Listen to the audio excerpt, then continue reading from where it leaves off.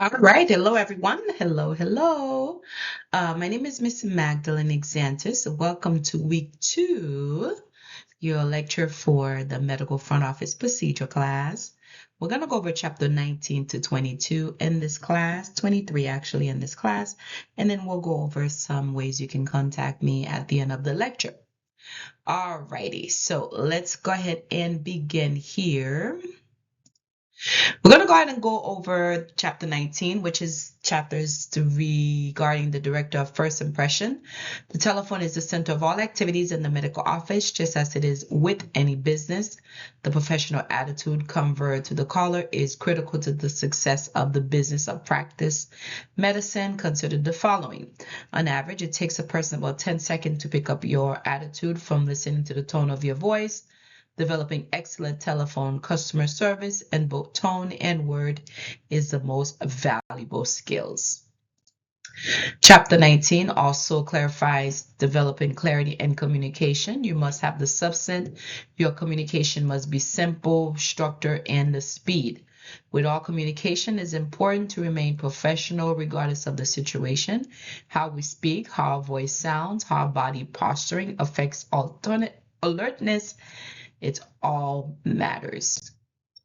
Helping multiple ring lines. As a director of first impression, you're going to have many calls coming to the office. There might be one phone, two phones, different rings. So when you have a customer or patient on the line, you must excuse yourself and ask the patient you are greeting, you are speaking to, if you can place them on hold. So to wait until the caller answer, and then you can move on to the next call. You can answer the second call, determine the nature of the call, and be sure it's not an emergency and ask if they can hold.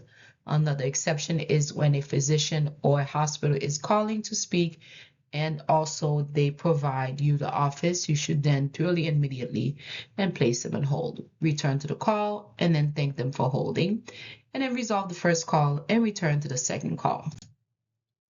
Corresponding in the medical field, which is chapter 20.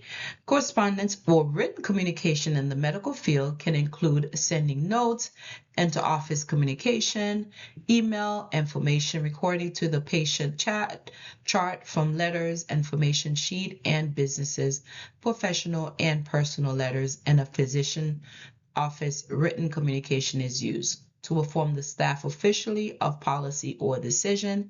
Many times the written communication that we share with our staff, we can send them via email or via any written information that is needed. To contact professional colleagues, to inform patient or customers of policy or decision. These all fall under written communication, and to correspond with professional association. Written communication, which is our inter-office communication. Inter-office communication is an informal memo style communication that is usually specific to one concern. It is an effective way of being certain that everyone is aware of some event, policy, concerns, other internal communication, circulating electronically, email, or copy of memo. Another form of written communication, you have different type. You have inter-office, information that is recorded in a chart. You have letters, you have information sheet, you have materials, you have businesses, you have professional and personal letters. There are some pros and cons to emails. So email can be very powerful, but it helps with reducing the paper in the office, but email does not require customer patient to be available to send the message, and files can be automatically sent to them. However, it is far more likely to be misinterpreted by the receiver than would face-to-face communication. It's not secure or private as you think so, and also can be problematic and legal sensitive. Okay. Let me see here. Okay, opening the office. The surrounding sets the tone of the office and the first impression and the level of professionalism and anticipated preparation procedures can differ according to the type of practice, number of providers, weekly schedule, and many other variables. And then also the office environment and the computers and their computers. You want to make sure you arrive at the office on time to make sure the computers are turned on, the equipment is ready to welcome your patients. You want to also pay attention to detail, prepare surrounding, set the tone. The safety is important also when you walk into the office. The front desk is the first impression. You want to make sure everything is clean, the equipments are working, fax machine, lab, hospitals, all of these are working properly.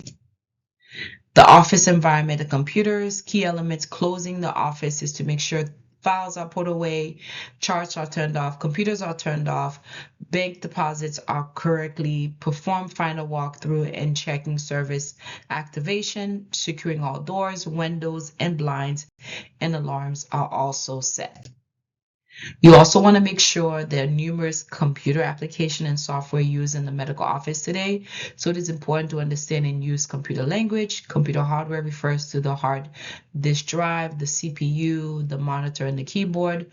Software refers to the application, the programs containing instruction that enables to perform tasks such as word processing, scheduling, and recording.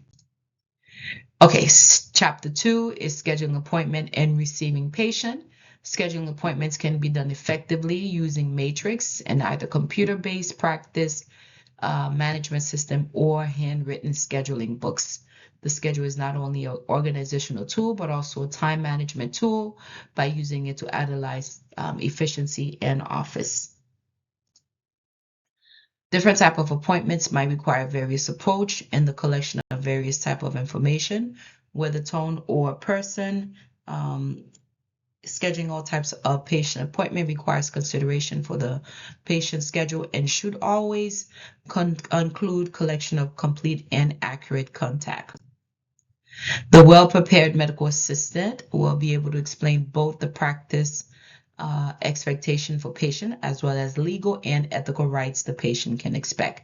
By understanding and being prepared to discuss payment methods and arrangement, the medical assistant can help patient to plan ahead and elevate stressors related to protective expenses. Medical records serve multiple purposes, as in Chapter 23, to verify necessities of procedures for insurance reimbursement, chronological record of events in which to build subsequent care.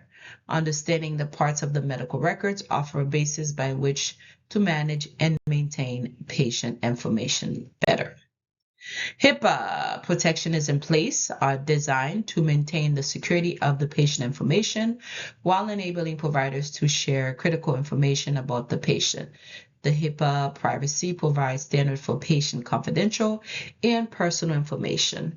The HIPAA security rules applies to patient record that is primarily concerned with electronic information and methods to protect it from invasion and accidentally disclosure or losses.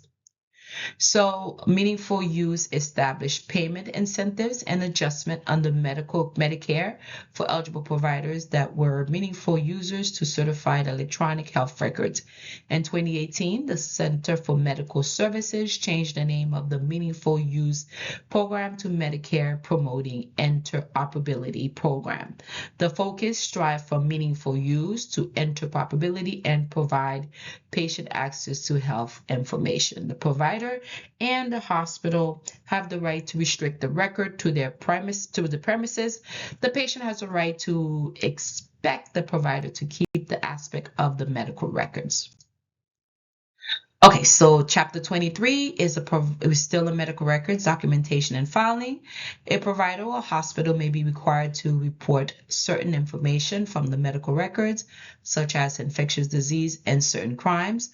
All the physician is allowed to serve or terminate the patient-physician relationship in order to avoid allegation of patient abandonment, unprofessional conduct. A physician should notify patients in writing when the physician wishes to discontinue the care. EHR provide improvement management of patient record and facilitate more efficient billing for service. They also enable providers within institution or system to interact flow sheets and develop customized order set that can be greatly time saved. The medical records documentation filing, the EHR, lets the healthcare provider access aspect of patient record with a click or mouse of touch of the screen. The information in medical record is classified as subjective or objective. Subjective information is supplied by the patient. Objective information, including vital signs, and exam findings and diagnostic tests, and etc. Every patient should be asked to provide the necessary demographic information on the patient data as completed as possible. This concludes our week 2 recorded lecture. Again, my name is Miss Magdalene Exantus. You can contact me via email, messages. A faster response is text message. I will talk to you again in week 3. You have a wonderful day, evening, whenever you're listening to this recording. Have a good one. Bye-bye.